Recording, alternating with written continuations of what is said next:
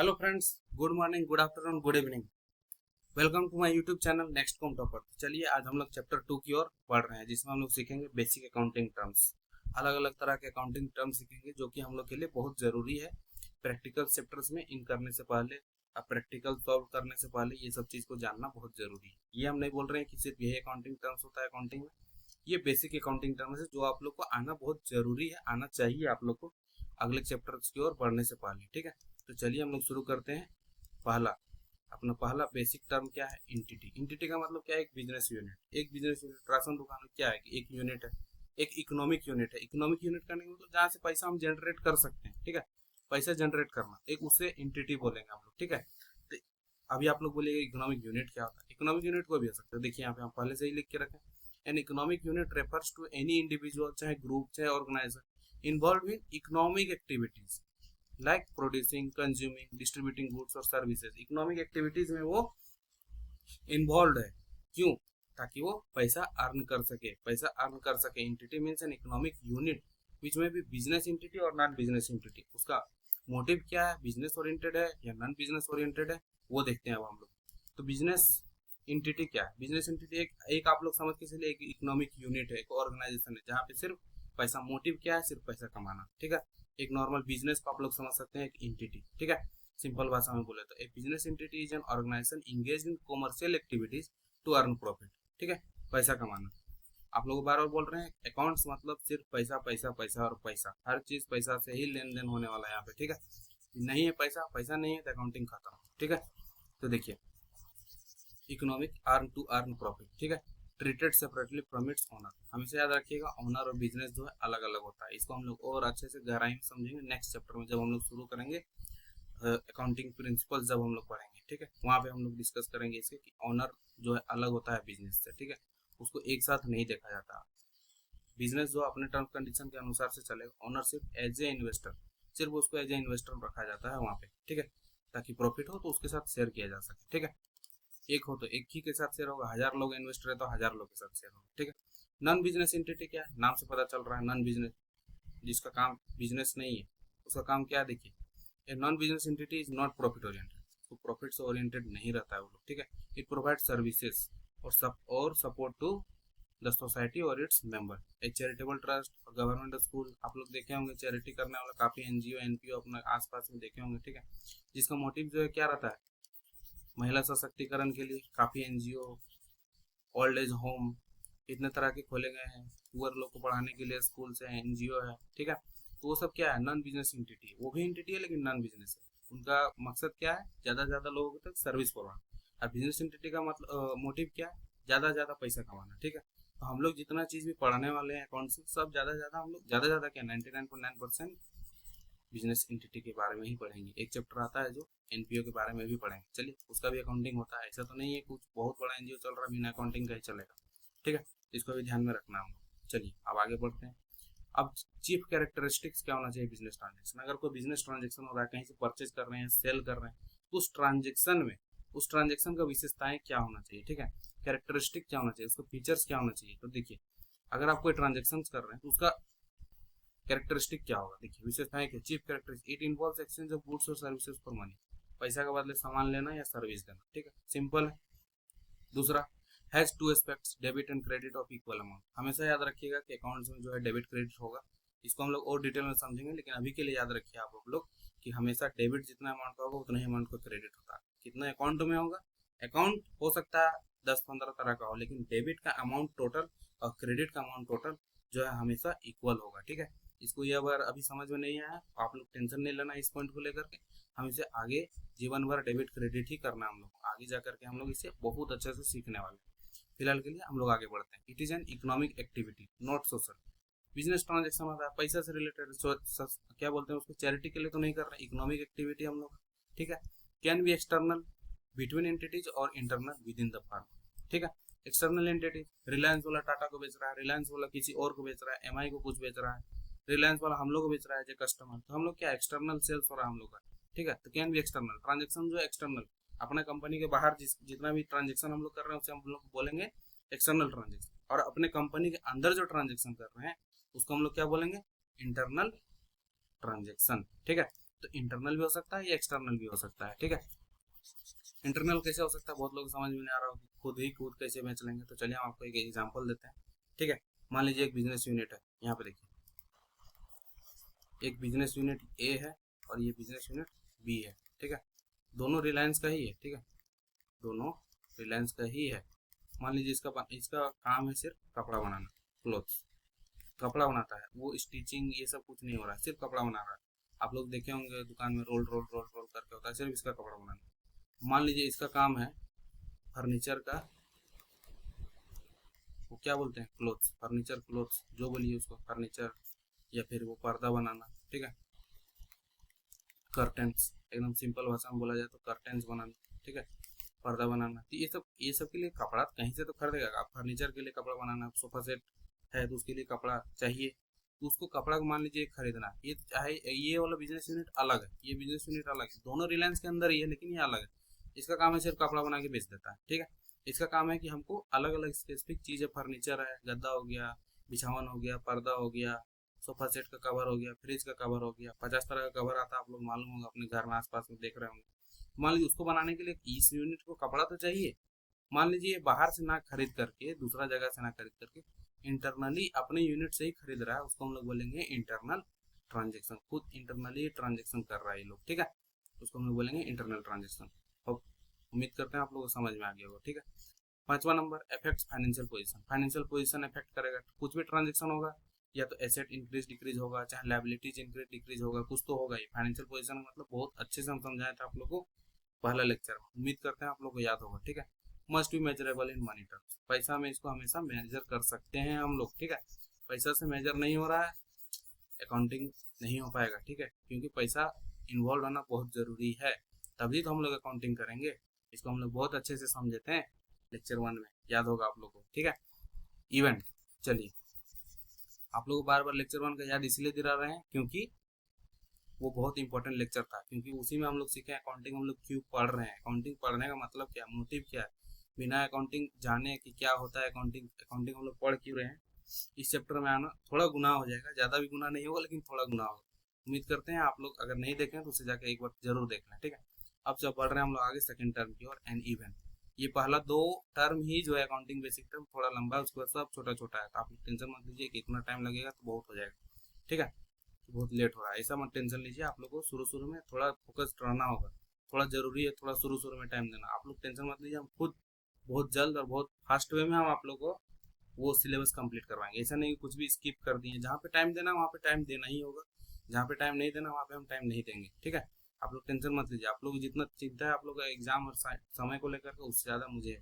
ठीक है, ज़्यादा आप लोगों का समय बर्बाद नहीं होना चाहिए। ठीक है, इवेंट, तो an event is the consequence और रिजल्ट ऑफ ए ट्रांजेक्शन। अगर कोई ट्रांजेक्शन हुआ है तो उसका कुछ तो रिजल्ट आया होगा, कुछ तो परिणाम आया होगा, उसको हम लोग क्या बोलेंगे, एक इवेंट हुआ। जैसे चलिए एग्जांपल देखते, मोनू, तो मोनू स्टार्टेड से business with A capital of 10 lakh, 10 lakh का कैपिटल लगाया। ठीक है, चलिए इसको यहाँ पे इलेबोरेट करते हैं बढ़िया से। ठीक है,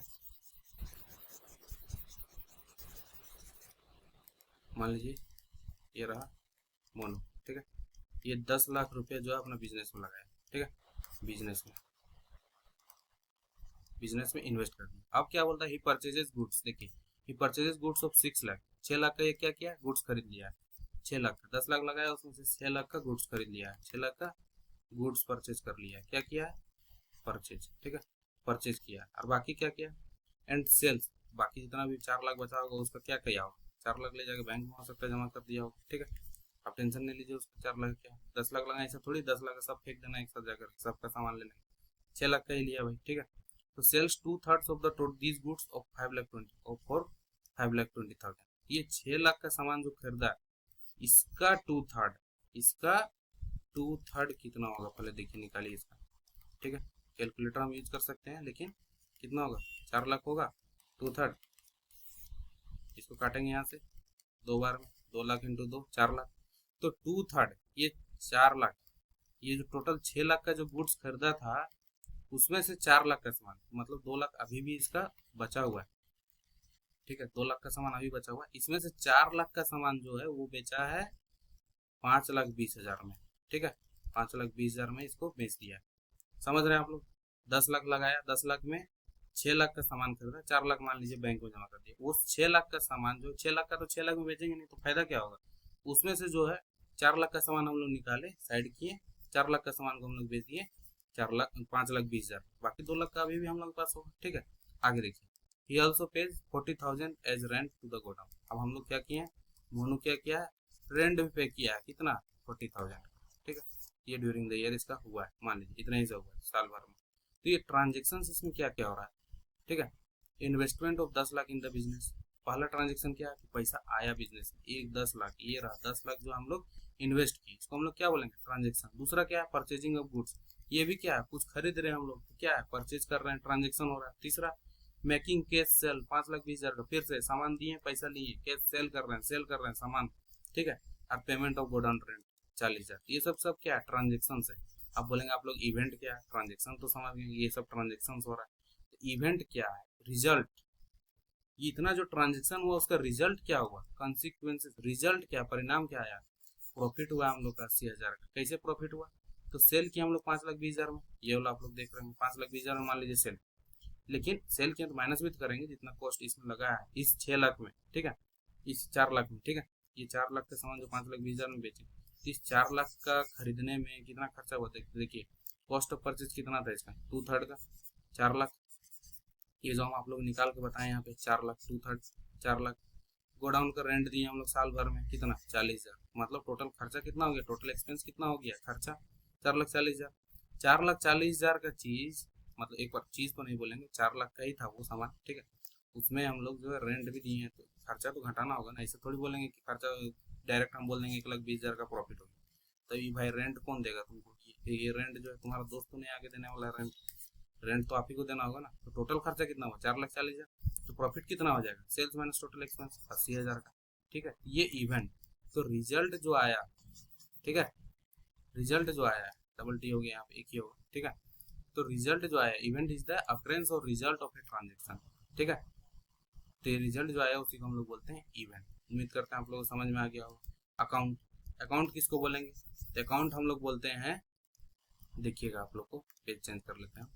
ठीक है, तो अकाउंट क्या बोल रहे हैं, रिकॉर्ड और summarising all transaction, record summarising all transaction related to a person, asset, liability और इनकम और एक्सपेंस को हम लोग बोलते हैं अकाउंट। अकाउंट में ही तो डील करना है, अभी पूरा जीवन हम लोग अकाउंट अकाउंट ही करते रहेंगे।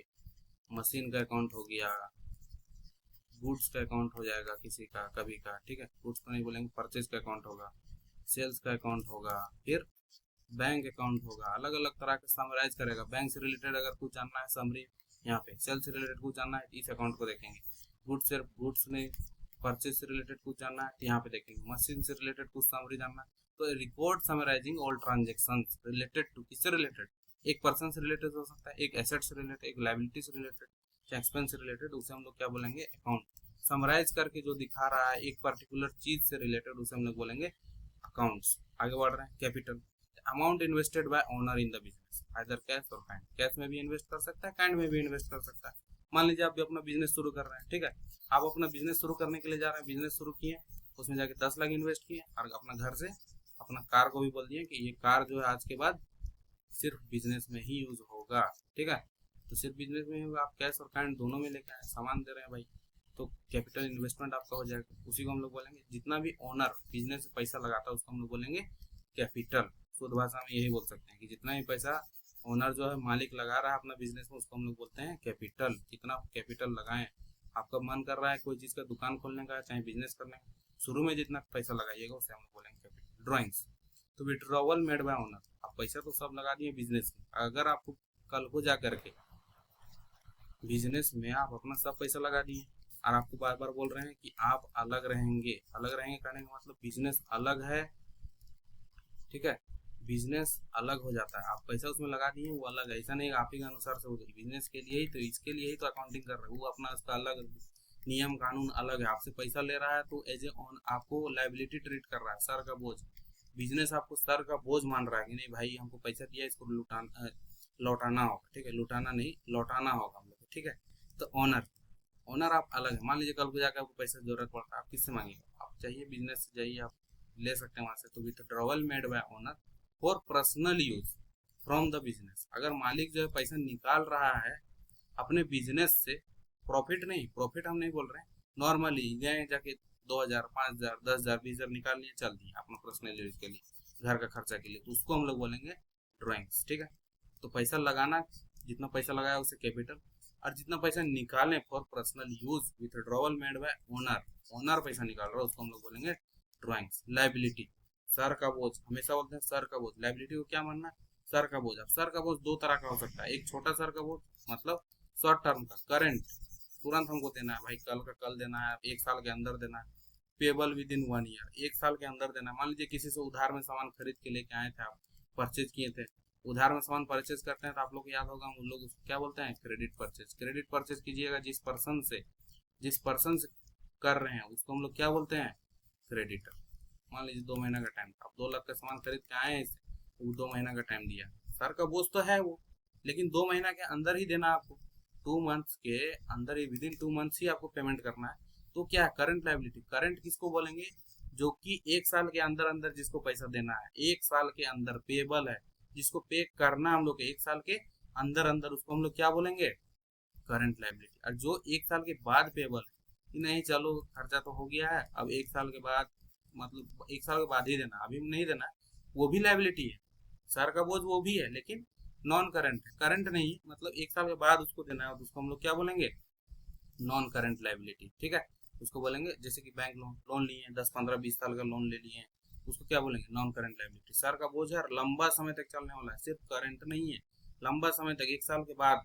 तो करंट और नॉन करंट कैसे डिसाइड होता है, मंथ वाइज। अगर 12 महीना के अंदर अंदर देना है, 12 मंथ्स के अंदर, विद इन 12 मंथ्स, ठीक है, उसको हम लोग बोलते हैं करंट। और अगर 1 साल के बाद देना है आफ्टर 12 मंथ्स, तो उसको हम लोग बोलेंगे नॉन करंट। इसी तरह एसेट में भी होता है, ठीक है, नॉन करंट, इसको बोलेंगे नॉन करंट लाइबिलिटी। ठीक है, अगर 1 साल के अंदर पेमेंट करना है करंट लाइबिलिटी, 1 साल के बाद पेमेंट करना है नॉन करंट लाइबिलिटी। उम्मीद करते हैं आप लोग समझ में आ गए। इसमें 1000 तरह का बाइफरकेशन होता है, current liability, non current liability, ये वो फलना ढकना, उतना डीप में अभी हम लोग नहीं जा रहे हैं। ठीक है, लाइबिलिटी 1000 तरह का होता है, ये होता है इक्विटी शेयर बेचे वो भी लाइबिलिटी है, डिवेंचर की लाइबिलिटी, सब यही लोग के अंदर ही आ जाएगा। ठीक है, अभी याद रखना आप लोगों को, लाइबिलिटी क्या होता है, सर का बोझ, ऑब्लिगेशंस और डेट्स द बिजनेस ओज टू आउटसाइडर, जिस बिजनेस ओ करके रखा है, बकाया करके रखा है, किसको, आउटसाइडर को। आउटसाइडर को बकाया करके रखिएगा तो पैसा देना होगा, उसी को हम लोग बोलते हैं सर का बोझ लाइबिलिटी। दो तरह का हो सकता है, नॉन करंट और करंट। ठीक है, जो 1 साल के अंदर पेमेंट करना है उसको हम लोग बोलेंगे करंट लाइबिलिटी, जो 1 साल के बाद पेमेंट करना है उसको बोलेंगे non current liability. Bills payable क्या होता है, हम लोग आगे आने वाले अभी समय में पढ़ेंगे, इसको टेंशन मत लीजिएगा। ठीक है, इसको भी हम जानबूझकर छोड़ रहे हैं, वो एक अलग टर्म है, वो एक अलग चैप्टर ही है, समझिए। ठीक है, एसेट्स, अब बढ़ रहे हैं हम लोग संपत्ति की ओर। संपत्ति क्या क्या हो सकता है, आप लोग सोचिए। एसेट का मतलब हम आप लोगों को बताए हैं संपत्ति, किसका संपत्ति, आपका नहीं, बिजनेस का संपत्ति क्या क्या हो सकता है। आप बिजनेस खोलें, ठीक है, एक बिल्डिंग है आपके पास, ठीक है, ये पूरा बिल्डिंग ही पहले सबसे बड़ा आपका संपत्ति है, 5 करोड़ का मान लीजिए आपको बिल्डिंग संपत्ति सबसे बड़ा। अलग अलग फ्लोर है, अलग अलग फ्लोर में आपको फर्नीचर लगा हुआ है, ये सब संपत्ति है आपका, फर्नीचर लगा हुआ है, और कुछ और क्या क्या लग सकता है बताइए आप। टंकी लगा हुआ है, मान लीजिए पानी का टंकी है, और जितना भी लोहा लगा हुआ है, आयरन है आपको बिजनेस में, सबका सब आपका संपत्ति है। और क्या है, और बिजनेस में क्या हो सकता है बताइए। जितना भी चीज है बिल्डिंग फर्नीचर से रिलेटेड, जितना भी चीज जिसे आप बेच सके, ठीक है, जिसे आप बेच सके, आपका नहीं मतलब क्या, बिजनेस, आप खुद को मत समझ लीजिएगा, जिसे बिजनेस बेच सके, सेल कर सके, और जिससे पैसा आ सके, रुपया रुपया रुपया, उसको हम लोग बोलेंगे एसेट। हर वो चीज जिसे बेचकर बिजनेस पैसा कमा सके उसको हम लोग बोलते हैं एसेट। तो एसेट भी 1000 तरह का होता है, ओन्ड बाय एसेट, जिस जो कि कंपनी का खुद का है, अपना ओनर है वो खुद, ठीक है, उसको हम लोग बेचेंगे। एसेट का देखिए, बिल्डिंग के अंदर फर्नीचर आप उसको बेच के पैसा कमा सकते हैं, एसेट आपके लिए। टंकी है, मशीन लगा हुआ है 1000 तरह का, वो भी है, कोई प्लांट मशीनरी, ठीक है, फर्नीचर, टंकी, आयरन, जितना हर छोटा से छोटा चीज जिसको बेच के अगर आप बिजनेस पैसा कमा सकता है, बिल्डिंग को बेच के पैसा, जमीन है उसको जमीन खुद का, सब का सब क्या है, एसेट है। तो हर वो चीज जिसे बेचकर बिजनेस पैसा कमा सके उसे हम लोग बोलेंगे एसेट। अब एसेट भी दो तरह का, नॉन करंट एसेट और करंट एसेट। करंट एसेट का है मतलब अब ये एसेट 1 साल के अंदर ही, देखिए पहले करंट पढ़ लेते, expected to be converted into cash within 1 year. अब बिजनेस चला रहे हैं, मान लीजिए कपड़ा का दुकान है, कपड़ा लिए हुए हैं, तो कपड़ा आप क्या चाहिएगा, 1000 साल तक रहे उसके बाद बेचेंगे हम जाके, ऐसे तो नहीं उम्मीद कीजिएगा आप क्या उम्मीद कर रहे हैं, उसको जल्द से जल्द 1 साल के अंदर हमको बेचना है। तो जो कि 1 साल के अंदर अंदर, जैसे फर्नीचर, अब फर्नीचर नहीं तो 1 साल के अंदर आप बेच दीजिएगा, खत्म, मतलब ये हर साल फर्नीचर ही चेंज करना नहीं। आपका मेन जो मोटिव है जिसको आप ले रहे हैं, मान कपड़ा की दुकान, कपड़ा आया आप बेचें, कपड़ा आया बेचें, तो वो जो आ रहा है जा रहा है, कपड़ा आ रहा है बेच दिए, तो उसके तो expected to be converted in cash, जिसको कैश में आप कन्वर्ट कर रहे ले रहे हैं विद इन नहीं यार 1 साल के अंदर अंदर हर वो चीज जो कि बिजनेस कन्वर्ट कर लेता है कैश के अंदर, उसे हम लोग बोलते हैं कैश, चाहे स्टॉक। आपका स्टॉक में क्या है, राशन दुकान है तो आपका निरमा कितना है, तेल कितना है, साबुन कितना बचा हुआ है, हार्पिक कितना बचा हुआ है, क्या फालतू फालतू चीज, बहुत तरह का चीज होता है, ठीक है। तो वो सब चीज क्या बोलेंगे, करंट एसेट बोलेंगे। करंट मतलब 1 साल के अंदर अंदर इसको हम लोग कन्वर्ट कर देंगे कैसे। अब फर्नीचर हो गया, फर्नीचर अब भाई तो पूरा 10 साल 15 साल के लिए लगाए होंगे, मशीन लगाए होंगे 10 साल 15 साल के लिए, पानी का टंकी होगा उसको 10 15 साल के लिए लगाएंगे, 1000 जगह इलेक्ट्रिसिटी वायरिंग हुआ होगा, तार, उसको अगर बेच सकते हैं आप बेच लीजिए, कोई दिक्कत नहीं, ठीक है। तो हर वो चीज जो कि long duration used for long term, ठीक है, देखिए used for long more than 12 months, जैसे बिल्डिंग हो गया, फर्नीचर हो गया। अब देखिए नॉन करंट एसेट आ जाएगी, करंट और नॉन करंट सिंपल वे में हम उसको डिस्क्राइब करके निकल सकते हैं, ठीक है। करंट जो कि 1 साल के अंदर अंदर हम लोग कन्वर्ट कर लेंगे कैसे, नॉन करंट जिसको हम लोग 12 महीना के बाद, 1 साल के बाद, हमेशा याद रखिएगा करंट नॉन करंट अकाउंट्स में जो है 12 महीना, उसी 12 महीने से ज्यादा हो गया नॉन करंट, 12 महीने से कम है तो करंट। उसी तरह लाइबिलिटी में बोले जो उसको 12 महीने से अंदर पेमेंट करना है करंट लाइबिलिटी, 12 महीने के बाद पेमेंट करना है उसको क्या बोलेंगे, नॉन करंट लाइबिलिटी, ठीक है। समझ में आ रहा हो। तब नॉन करंट एसेट 2 तरह का होता है, टेंजिबल जिसको हम लोग छू सके, फर्नीचर, फर्नीचर को आप छू सकते हैं, आयरन छू सकते हैं, मशीन छू सकते हैं, जिसे फिजिकल टच हो, विच कैन बी टच्ड, जिसको आप छू सकें, उसको हम लोग बोलेंगे फर्नीचर, उसको हम लोग क्या बोलेंगे, टेंजिबल एसेट। जिसको हम लोग छू सकते हैं उसको टेंजिबल, और जिसको छू नहीं सकते हैं वो भी क्या है, एसेट है आपके लिए। जैसे किसको नहीं छू सकते आप, बोलिएगा आप सब चीज को छू ही सकते हैं, जैसे पेटेंट, गुडविल बना हुआ, अरे नहीं हम तो आईफोन ही लेंगे, तो आईफोन लेंगे जो अब आपका दिमाग में जो आ रहा है क्या है, गुडविल बना हुआ है आपका मन में, ठीक है, पेटेंट बना हुआ है, कॉपीराइट है, ये सब क्या है, किसी का हम ट्रेडमार्क ले लिए, लाइए आप अपना टैग दीजिए तो हम आपका अपना टैग लगा के यहाँ पे हम बेचेंगे।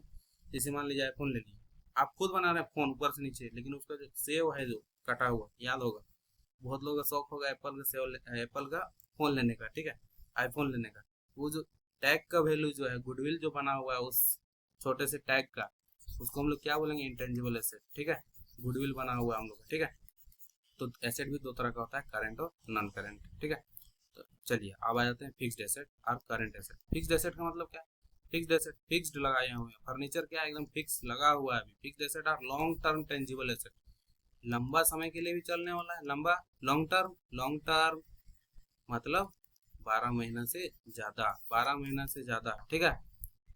Used in business operation to generate income, not mean for resale, जिसको कि हम रीसेल करने के लिए नहीं लगाए हैं, बस उसको यूज कर रहे हैं हम लोग, फर्नीचर यूज हो रहा है लॉन्ग टर्म के लिए ताकि उससे हम लोग जनरेट इनकम जनरेट कर सकें, उसको रीसेल करने के लिए नहीं। जैसे लैंड, बिल्डिंग, मशीन, फर्नीचर, यहाँ पे बताएं लैंड बिल्डिंग क्या है, इसको भी बेच दीजिएगा क्या आप, कपड़ा की दुकान है इतना बड़ा खोल के रखें उसको तो नहीं बेच दीजिएगा। फिक्स्ड एसेट वो लोग एकदम फिक्स्ड है, हिलेगा नहीं वो लोग 1 साल से पहले, 1 साल से पहले, 12 महीने से पहले, ठीक है, 12 महीने से पहले, use for more than 1 year, 1 साल से ज्यादा उसको हम लोग यूज करने वाले हैं, ठीक है। अब इसको बोलेगा अभी सर आप इसको बोल रहे थे कि नॉन करंट एसेट, हाँ भाई नॉन करंट एसेट ही है, नॉन करंट एसेट के अंदर ही आता है ये, नॉन करंट एसेट के अंदर ही आएगा फिक्स्ड एसेट, ठीक है। जैसे कि यहाँ पे हम बताए थे ये रहा फिक्स्ड, टेंजिबल एसेट्स के अंदर आ जाएगा ये, ठीक है।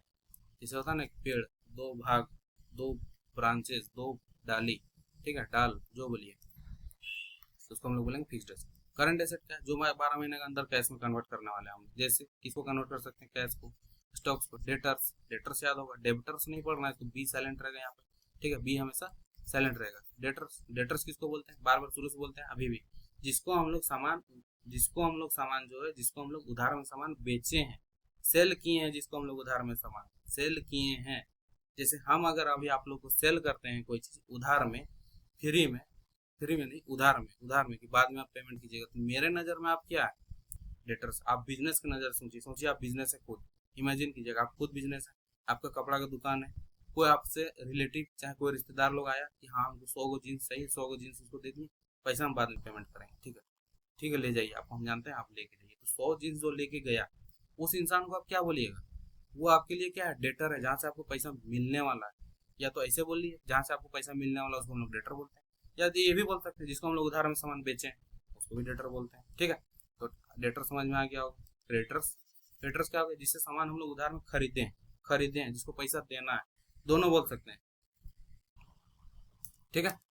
चलिए अब आगे बढ़ते हैं हम लोग। रिसिप्ट, रिसिप्ट कितना तरह का हो सकता है। अब बिजनेस चला रहे हैं तो रिसिप्ट तो होगा ही, पैसा का इनकम, पैसा तो आएगा ही बिजनेस में। कितना तरह का पैसा आ सकता, कितना तरह से पैसा आ सकता है बिजनेस। कैपिटल रिसिप्ट हो सकता है, रेवेन्यू रिसिप्ट हो सकता है। तो revenue, money receipt for business from long term sources, long term sources से जितना पैसा रिसीव हो रहा है उसको हम लोग क्या बोलेंगे, capital receipt. It is not part of regular income found in balance sheet. Regular income नहीं है ये, रेगुलर इनकम नहीं है। आप कपड़ा दुकान में कपड़ा अगर बेच रहे हैं आप, ठीक है, मान लीजिए डेली डेली कपड़ा बेच रहे हैं, तो revenue, revenue nature, money receipt from regular business activity. देखिए इसको पहले समझ लेते हैं। Revenue receipt daily daily daily daily revenue, regular business activities आपका क्या है, कपड़ा बेचना, कपड़ा बेच रहे हैं कमा रहे हैं, कपड़ा बेच रहे हैं कमा रहे हैं, ये आपका क्या हो गया, money receipt from regular business. उसको हम लोग बोलेंगे revenue receipt, revenue receipt, revenue receipt.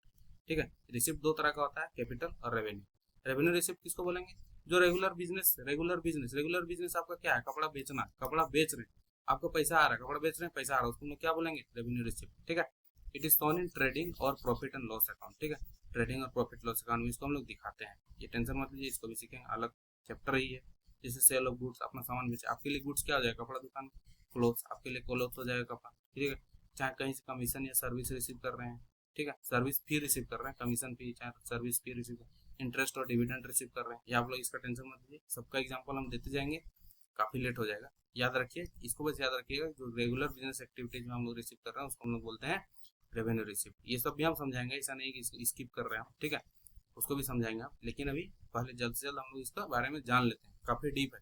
ठीक है, तो money receive from business from long term source, it is not part of regular income, regular income नहीं है ये। जैसे अचानक से आप फर्नीचर बेच दिए, 2 साल 5 साल, अरे बहुत पुराना हो गया भाई, इसको चेंज करवा, ठीक है, 100 रुपया खरीदे थे, 5 साल यूज किया, 20 रुपया, 20 रुपया का वैल्यू है, 20 रुपया का मतलब 80 रुपया आपका वैल्यू घट गया 5 साल, 20 रुपया का चीज हो गया अभी फर्नीचर। तो 20 रुपया का चीज बेचिएगा तो सही, 20 में बेचिएगा, 18 में बेचिएगा, 22 में बेचिएगा, जितना बेचिएगा बेचिएगा। क्या ये रेगुलर बिजनेस आपका नहीं, तो क्या है, नॉन रेगुलर है। उसको हम लोग कहाँ दिखाते हैं, बैलेंस शीट में दिखाते हैं। जैसे sale of fixed asset, investment, कहीं इन्वेस्ट करके शेयर बेच दिए, फिक्स्ड एसेट बेच दिए, फर्नीचर बेच दिए, ठीक है, शेयर बेच दिए, डिवेंचर बेच दिए, लोन रिसीव हो गया। ठीक है, लोन रिसीव, अगर आप किसी को लोन दे करके रखे थे, आप भी तो लोन दे सकते हैं एज ए बिजनेसमैन, आप भी किसी को लोन दे सकते हैं, लीजिए लोन, मेरा बिजनेस, हम आपको 1 लाख दिए, इसका भी बहुत तरह का प्रोविजन है, उसका टेंशन मत, सिंपल वन समझिए, आप किसी को लोन दिए, वो लोन का पैसा आ गया, क्या वो आपको रेगुलर एक्टिविटी है, नहीं, उसको हम लोग क्या बोलेंगे, कैपिटल रिसीव, जो कि अचानक अचानक कभी कभी रेगुलरली नहीं मिले आपको। ठीक है, उसको हम लोग बोलेंगे रेगुलर कैपिटल रिसीव। ठीक है, रेवेन्यू रिसीव क्या है, जो कि रेगुलर बिजनेस एक्टिविटीज से आपको मिले। उम्मीद करते हैं आपको समझ में आ गया होगा। अब चलते हैं एक्सपेंडिचर की ओर, खर्चा की ओर। खर्चा कितना तरह का हो सकता है, तो एक्सपेंडिचर देखते हैं हम लोग अभी। स्पेंडिंग मनी और taking on a liability to get goods services asset, अगर गुड्स खरीदने के लिए जितना आप खर्चा कर रहे हैं उसी को हम लोग क्या बोलते हैं, एक्सपेंडिचर। पेइंग फॉर फर्नीचर और सैलरी, सैलरी दे रहे हैं, चाहे फर्नीचर खरीद रहे हैं, पैसा दे रहे हैं, तो क्या है, खर्चा है, सिंपल भाषा है भाई, कोई भी समझ लेगा, बच्चा से बच्चा अकाउंट ले चाहे नहीं ले, ये मेरा एक्सपेंडिचर है। क्या है, स्पेंडिंग मनी, पैसा खर्चा कर रहे हैं, किस लिए खर्चा कर रहे हैं, कुछ चीज खरीदने के लिए। ठीक है, बस सिंपल है, स्पेंडिंग मनी और taking on a liability to get goods. Liability, taking on liabilities का नहीं होता क्या, उधार में सामान अगर खरीद रहे हैं, क्रेडिट में अगर आप परचेज कर रहे हैं, उधार में सामान तो आपको मिल गया, लेकिन बाद आपको लायबिलिटी सर का बोझ क्रिएट हो गया, वो भी खर्चा ही आपके लिए, अभी नहीं हो रहा लेकिन बाद में तो होगा, बाद में तो आपको पैसा देना है, ऐसा तो नहीं उधार में लेके आए फिर पैसा देना ही नहीं है। Taking on a liability, liability हम लोग ले रहे हैं, वो भी खर्चा ही एक प्रकार से। ठीक है, आगे बढ़िए। अब खर्चा भी कितना तरह का हो सकता है, बहुत तरह का हो सकता है, कैपिटल नेचर का हो सकता है, रेवेन्यू नेचर का हो सकता है, या फिर डिफर्ड रेवेन्यू एक्सपेंडिचर भी हो सकता है। नेचर है ये सब, कैपिटल नेचर का है, रेवेन्यू नेचर का है, या डिफर्ड रेवेन्यू एक्सपेंडिचर भी बोला जाता है। जैसे कैपिटल नेचर, एक बार खर्चा करना है बस, जैसे बाइंग बिल्डिंग मशीनरी, मशीन खरीदें लगा दिए, कैपिटल नेचर का है, लग गया तो लग गया, फिक्स हो गया, 12 महीने से ज्यादा यूज भी करेंगे, फर्नीचर लग गया तो लग गया, 12 महीने ज्यादा। मनी स्पेंड टू बाय और improve fixed asset, fixed asset जो कि 12 महीने से ज्यादा यूज करने वाले हैं, अगर उस तरह का खर्चा हो रहा है हम लोग का, तो उसको हम लोग क्या बोलेंगे, कैपिटल एक्सपेंडिचर बोलेंगे। कैपिटल एक्सपेंडिचर जैसे फर्नीचर खरीदना, मशीन खरीदना, अपने बिजनेस के लिए मान लीजिए कोई कार खरीद के रखे हैं, चाहे ट्रक खरीद के रखे हैं बिजनेस में सप्लाई करने के लिए, इधर उधर भेजने के लिए, उसको हम लोग क्या बोलेंगे, कैपिटल एक्सपेंडिचर। रेवेन्यू एक्सपेंडिचर क्या हो गया, क्योंकि डेली डेली तो नहीं बोलेंगे, लेकिन डेली ऑपरेशन से money spend for daily operation, benefit is for one accounting year only, जिसका बेनिफिट हो एक ही साल में हम लोगों को मिलने वाला है। और देखिए give long term benefit, car लिए तो क्या एक ही साल में खत्म हो जाएगा कार? नहीं। ट्रक लिए एक ही साल में खत्म हो जाएगा? नहीं। फर्नीचर नहीं एक साल में खत्म हो जाएगा? नहीं। तो हर वो चीज जिसपे आप खर्चा कर रहे हैं और लंबा समय तक चलने वाला आपका, लंबा समय तक उसका बेनिफिट मिलने वाला, उसको हम लोग बोलेंगे कैपिटल एक्सपेंडिचर। और ये रेवेन्यू एक्सपेंडिचर क्या होगा? बेनिफिट्स जैसे कि रेंट दिए, मान लीजिए आपका बिल्डिंग नहीं दूसरा का बिल्डिंग है, हर महीना रेंट दे रहे हैं दे रहे हैं दे रहे हैं दे रहे हैं, सैलरी दे रहे हैं सबको हर साल, ठीक है, इलेक्ट्रिसिटी बिल दे रहे हैं, ये खर्चा है। और इसका बेनिफिट जो क्या एक साल तक ही मिलने वाला है, ऐसा तो नहीं अगला साल भी इलेक्ट्रिसिटी बिल दे दिए, इस साल 10 साल तक बिल बिल एकदम मिल ही रहा है बिजली बिल, ठीक है, बिजली बिल बोल रहे हैं बिजली मिले जा रहा हम लोग, ऐसा तो नहीं उस तरह। लेकिन फर्नीचर में होता है, फर्नीचर खरीद लीजिए चल रहा है 10 साल, मशीन खरीद लीजिए चल रहा है 20 साल, कोई दिक्कत नहीं, ठीक है। तो हर वो चीज paying rent salary electricity bill जिसका बेनिफिट जो है वहाँ एक अकाउंटिंग ईयर में खत्म हो जाएगा। अकाउंटिंग ईयर कहने का मतलब क्या? एक साल। अभी यहाँ पे देखिए आप लोग, यहाँ पे अगर ये टर्म आ गया हम इसको भी बता ही देते हैं, तो आप लोग बोलिए अकाउंटिंग ईयर नहीं बता रहा है, ठीक है। तो अकाउंटिंग ईयर जो है हमेशा से आप लोग अब याद रख लीजिए कि कब से शुरू होता है? 1 अप्रैल से लेकर के कब तक चलता है? 31 मार्च तक। और जो कैलेंडर ईयर होता है जो कि आप लोग जिंदगी भर से करते आ रहे हैं, एक साल कहाँ से कहाँ तक? 1 जनवरी से लेकर के 31 दिसंबर। आप लोग मैक्सिमम जो है अब इस पे डील करने वाले हैं, ठीक है। इसको हम लोग फाइनेंशियल ईयर भी बोलते हैं, ठीक है। Financial year, accounting year, accounting year, accounting कौन से साल का होता है? 1 अप्रैल से लेकर के ये एक साल माना जाता है, ठीक है। अकाउंटिंग ईयर 1 अप्रैल से लेकर 31 मार्च तक, 31 मार्च तक, ठीक है। Deferred revenue expenditure, deferred revenue देख रहे हैं, डेफर्ड रेवेन्यू एक्सपेंडिचर, ऐसा खर्चा आप किए हैं जिसका रेवेन्यू, उसका रेवेन्यू इनकम, उससे रेवेन्यू होने वाला है, इनकम होने वाला है, लेकिन डेफर्ड करना मतलब उसको डिले करना, डिले कर करके उसको सालों साल मिलते जाएगा। जैसे अभी आप लोग एग्जांपल, बेस्ट एग्जांपल हम इसको पहले से लिख के रखें, हाजमोला का एग्जांपल देखिए। आजकल आप लोग हाजमोला का एग्जांपल मतलब एडवर्टीजमेंट आप लोग नहीं देख रहे हैं, मतलब बहुत रेयर देख रहे हैं। पहले हमेशा आते रहता हर दूसरा तीसरा चौथा पांचवा के बाद हाजमोला हाजमोला हाजमोला, लेकिन अब थोड़ा कम हो गया है। जैसे देखिए आप लोग वो, जैसे आप अपना बिजनेस शुरू किए, पहला 5 साल पूरा इन्वेस्ट कर रहे हैं एडवर्टीजमेंट में, 1 लाख 1 करोड़ 1 करोड़ 1 करोड़ 1 करोड़ 5 साल में 5 करोड़ खर्च किए, क्या हर साल अब 1 1 करोड़ इतना एडवर्टीजमेंट कर दिए। अब आप लोग क्या सोचिएगा, सबको को मालूम चल गया मेरा बारे में, जैसे सर्फ एक्सल का प्रचार देखिए अब थोड़ा कम हो गया। क्यों? क्योंकि ये लोग इतना एडवर्टीजमेंट कर ही दिया है कि उससे उसको रेवेन्यू जनरेट हो रहा है, ठीक है। तो big spending that is revenue in nature but benefits for many year, ठीक है। ऐसा खर्चा करना जिसका रेवेन्यू जो है सालों साल हमको मिलते रहे, हैवी एडवर्टीजमेंट कॉस्ट, खर्चा कर दिए अब सालों साल हमको मिलेगा उसका रेवेन्यू, ठीक है। तो उसको हम लोग क्या बोलते हैं? Deferred revenue expenditure. वो भी खर्चा है लेकिन उसको हम लोग क्या मानते हैं? Deferred revenue expenditure. अभी जैसे रेवेन्यू एक्सपेंडिचर में क्या है, उसका बेनिफिट आपको एक साल के अंदर मिल गया। ये कैपिटल एक्सपेंडिचर क्या है, उसका लॉन्ग टर्म में बेनिफिट मिल रहा है, ठीक है। लेकिन ये डेफर्ड रेवेन्यू क्या है, इसका कब खत्म होगा नहीं खत्म होगा, ये चलता रहेगा चलता रहेगा चलता रहेगा, हैवी एकदम बहुत ज्यादा। देखिए फर्नीचर में बहुत ज्यादा तो खर्चा नहीं करिएगा, कितना का खरीद लीजिएगा फर्नीचर? 1 लाख 2 लाख, लेकिन क्या एडवर्टीजमेंट 1 लाख 2 लाख में होगा? नहीं। एक गली मोहल्ला में 1 लाख 2 लाख हो जाता है, एक गाँव में 2 लाख 3 लाख का खर्चा हो जाएगा। पूरा पूरा ऑल ओवर इंडिया खर्चा कीजिएगा तो करोड़ों में आएगा। तो वो डेफर्ड रेवेन्यू एक्सपेंडिचर जो हैवी स्पेंडिंग होता है, ठीक है, उसको हम लोग बोलेंगे डेफर्ड रेवेन्यू एक्सपेंडिचर। याद रखिएगा एक्सपेंडिचर का खर्चा जो है क्या होगा? डेफर्ड रेवेन्यू एक्सपेंडिचर माना जाता है। अब एक्सपेंसेस, चलिए अब सिंपल 4-5 हम लोग पढ़ लेते हैं फटाफट। तो expenses, cost spend on producing और सेलिंग गुड्स, जितना भी चीज हम लोग गुड्स प्रोड्यूस करने में लग रहा है खर्चा, उसको हम लोग क्या बोलेंगे? एक्सपेंस। रेंट क्या है? एक्सपेंस, आपके लिए खर्चा है। सैलरी क्या है? एक्सपेंस। कुछ कमीशन दे रहे हैं किसी को, एक्सपेंस है। डिप्रिसिएशन, आपका मशीन था 100 रुपया का, ठीक है, 100 रुपया का मशीन था, वो अभी डिप्रिशिएट हो गया, एक साल के बाद उसका वैल्यू 80 रुपया हो गया। तो ये जो 20 रुपया घाटा, 20 रुपया जो घाटा, ये क्या है? आपका खर्चा है। कॉस्ट ऑफ गुड्स, किसी का सामान बेच रहे हैं तो सामान बेच रहे हैं, ट्रांसपोर्टेशन चार्ज लग रहा है, चाहे बिजली बिल लग रहा है, चाहे कुछ भी लग रहा है, उसको हम लोग क्या बोलेंगे? खर्चा। इनकम, अब इनकम क्या होगा? Income is the excess of revenue over expenses, ठीक है। Income is the excess of revenue over expenses, ठीक है। जैसे कि इनकम आपका क्या होगा? जितना आप रेवेन्यू जितना कमाए, जितना सेल किए, और उसमें से अपना घटा दीजिएगा। अब मान लीजिए 1000 रुपया का बेचें, उसमें से खर्चा हो गया 800 का, तो 200 का आपका इनकम हो गया। कमाना इनकम सबसे सिंपल है, ठीक है। इफ गुड कॉस्ट, अगर 8 लाख का गुड है, अगर उसको हम लोग 10 लाख में बेच रहे हैं तो 2 लाख का क्या हो रहा है? इनकम हो रहा है। सिंपल चीज है, इसमें दिक्कत नहीं होना चाहिए। प्रॉफिट क्या है? when total revenue is more than total expenses during an accounting period, ठीक है। इनकम समझ रहे हैं, एक छोटा सा टर्म है, ये छोटा सा टर्म, इसलिए हम लोग बोलते हैं प्रॉफिट हुआ कि लॉस। तो प्रॉफिट या लॉस मतलब टोटल रेवेन्यू एक फुल अकाउंटिंग पीरियड का, it increases honours capital. Honours capital मतलब क्या, एक मान लीजिए आप 1 लाख लगाए थे अपने बिजनेस में, आपका बिजनेस में लगाने के बाद आप भूल गए अपना पैसा, 1 साल के बाद जो आपका बिजनेस में प्रॉफिट हुआ है मान लीजिए 20,000 का, तो ये 20,000 किसका होगा, आप ही का ना होने वाला है। तो ऑनर्स का कैपिटल तो बढ़ जाएगा। अब हम क्या बोलेंगे, आपका टोटल कैपिटल कितना हो गया, 1 लाख पहले दिए थे और 20,000 हम लोग कमा के बिजनेस आपको दिया, टोटल अभी आपको बिजनेस कितना पैसा लगा हुआ रहेगा, 1,20,000। तो इस तरह से क्या होगा, आपका ओनर्स कैपिटल, कैपिटल तो बढ़ गया आपका, ठीक है, वो पैसा तो आप ही का है। तो प्रॉफिट किसको बोलेंगे, more than total expenses during an accounting period, ठीक है। Total revenue is more then the total expenses. समझ रहे होंगे इनकम और एक्सपेंस में डिफरेंस क्या है। ये छोटा टर्म है, ये नॉर्मल कुछ सेल कर रहे हैं बेच रहे हैं उसको, ये प्रॉफिट क्या पूरा अकाउंटिंग पीरियड का है, ठीक है। अब गेन क्या, उसी तरह देखिए गेन क्या होता है, profit from non regular business activities, ठीक है, selling an old building at a higher price और विनिंग ए कोर्ट केस, ठीक है। ये सब क्या गेन है, स्मॉल स्मॉल मार्जिन पे नॉन रेगुलर एक्टिविटीज में गेन हो रहा है, इसको हम लोग बोले क्या, साल भर वाला को हम लोग क्या बोल रहे हैं, प्रॉफिट हो रहा है, ठीक है, साल भर वाला को, ठीक है। सेलिंग ए फर्नीचर, गेन हुआ कि प्रॉफिट हुआ, गेन हुआ कि प्रॉफिट हुआ। वही जो बोल रहे थे कि अभी हम क्या दिए थे एग्जाम्पल, कि 100 रुपये का चीज था, 5 साल के बाद वो 20 रुपये का हो गया, 80 रुपये तो घाट चुका उसका।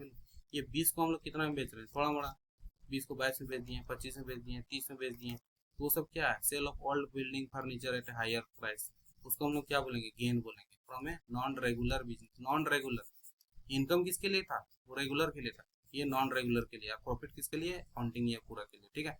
लॉस, अब समझ रहे हैं, loss occurs when total expenses is more then total revenue. लीजिए अभी 1 साल में मान लीजिए, अभी जैसे प्रॉफिट हम बोल रहे थे कि टोटल रेवेन्यू आपका ज़्यादा है टोटल एक्सपेंस है, तो आपका प्रॉफिट हो गया। और अगर एक्सपेंस ही ज़्यादा हो गया और इनकम कम है आपका, तो क्या हो गया, लॉस। सिंपल है।